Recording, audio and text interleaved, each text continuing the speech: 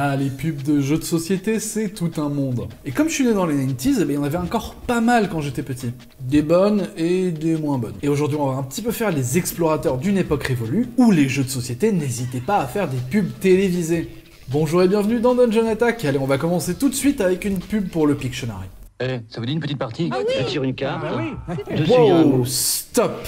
Mais c'est complètement le mec qui jouait le président dans Groland en fait. Bon, Groland c'est assez connu, mais je vais pas en parler pour des raisons assez explicites si vous connaissez Groland. Complètement ouf, et au début je n'étais pas sûr que ce soit lui, j'ai dû aller vérifier sur sa page d'acteur. Et ouais, c'est lui.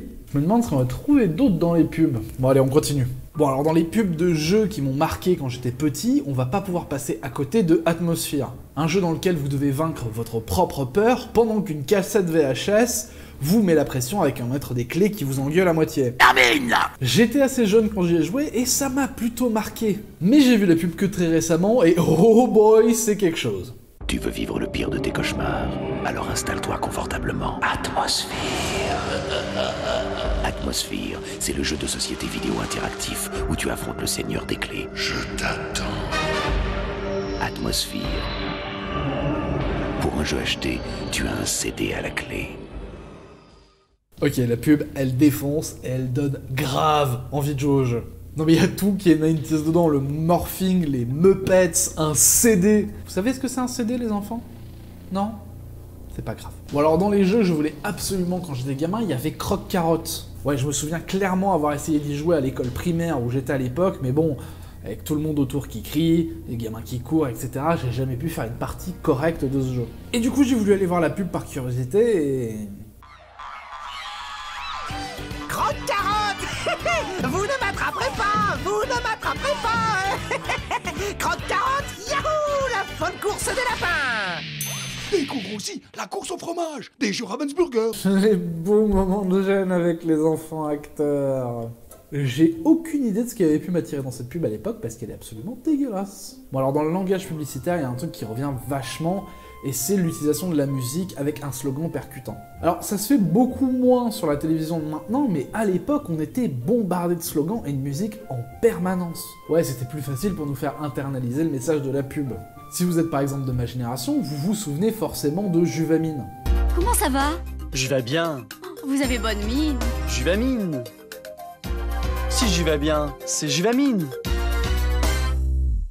Quel enfer, ça va me prendre une semaine à me sortir ça de la tête. Ou un petit peu après, il y avait Humex aussi. Humex Rhume, médicament, pas avant 15 ans, lire attentivement la notice. En Rumex. Humex Rhume. Touche de racisme bien 90s.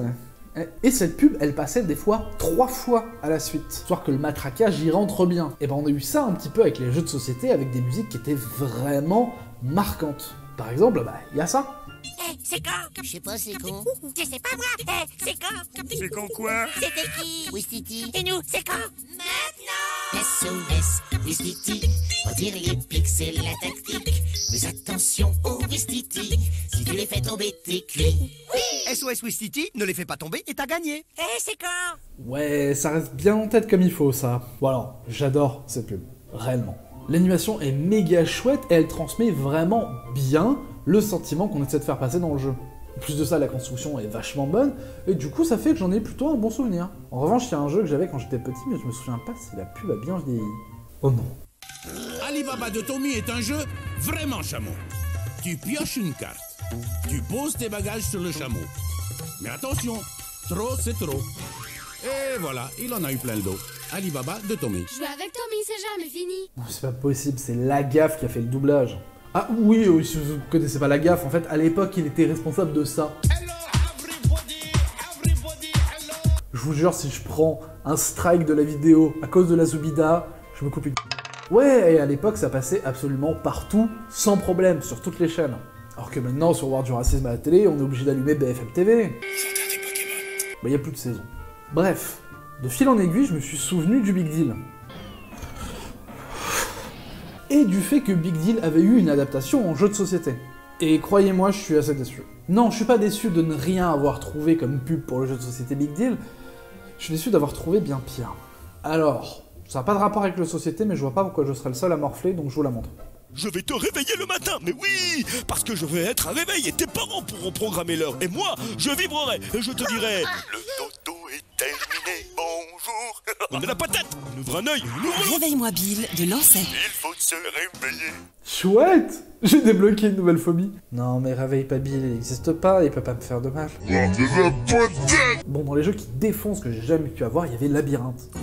Entrez dans le labyrinthe, un jeu rempli de trésors et de surprises. Choisissez bien votre parcours, étudiez bien vos cartes pour aller droit au but. Mais attention, les murs bougent et tout peut se retourner contre vous. Labyrinthe, Labyrinthe Master et Labyrinthe Junior, des jeux Ravensburger.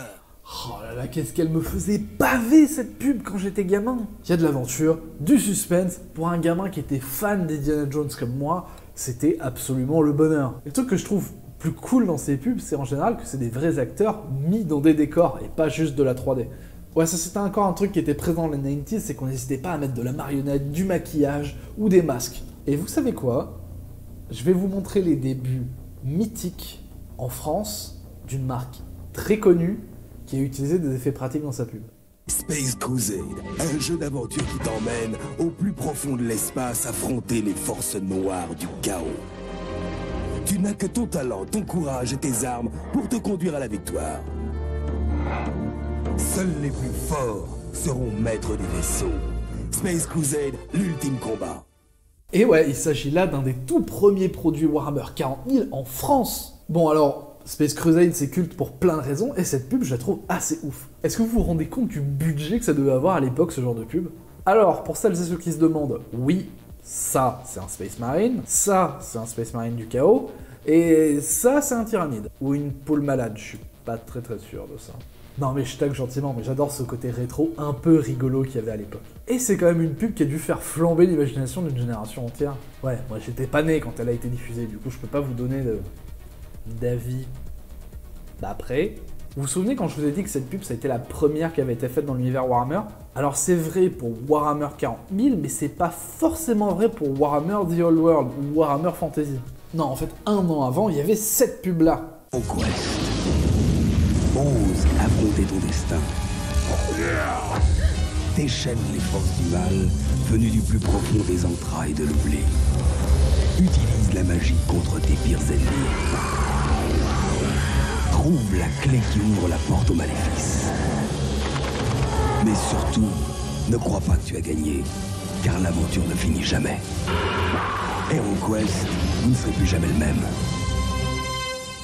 Waouh, c'est trop bien. Ça arrive et bam, le titre il explose, bam, il y a Conan, et à la fin il y a le gobelin, il fait un jumpscare de ouf. Ok, je lui décerne le prix honorifique et absolument inutile de la pub préférée de la chaîne YouTube Dungeon Attack.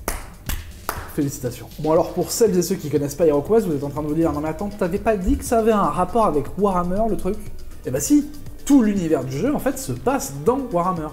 Warhammer The Old World, ou Warhammer Fantasy, comme vous préférez. On peut retrouver un bestiaire, mais aussi un lore en commun.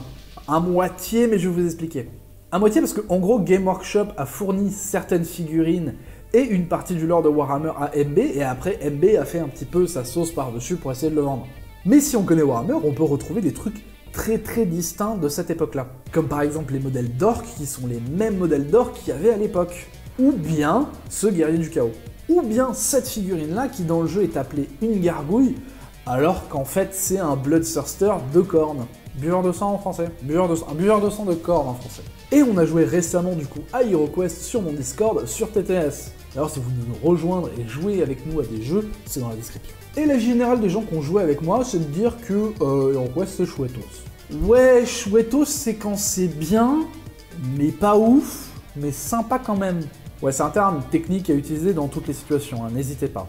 Donc ouais, HeroQuest, on peut lui attribuer le label chouettos. Faut que je rajoute Dungeon Attack TM sur le label chouettos quelque part. Je ferai ça plus tard. En ce qui me concerne, je vous remercie d'avoir regardé la vidéo. N'hésitez pas à vous abonner si ça vous a plu, à laisser un like. Et dans la description, n'oubliez pas, il y a le Discord si vous voulez nous rejoindre et discuter figouze, jeux de société, musique, ou simplement participer aux sessions Tabletop Simulator qu'on organise absolument toutes les semaines. Allez, prenez soin de vous, je vous fais des bisous. Ciao. Ah, et n'oubliez pas que Bill vous regarde dormir.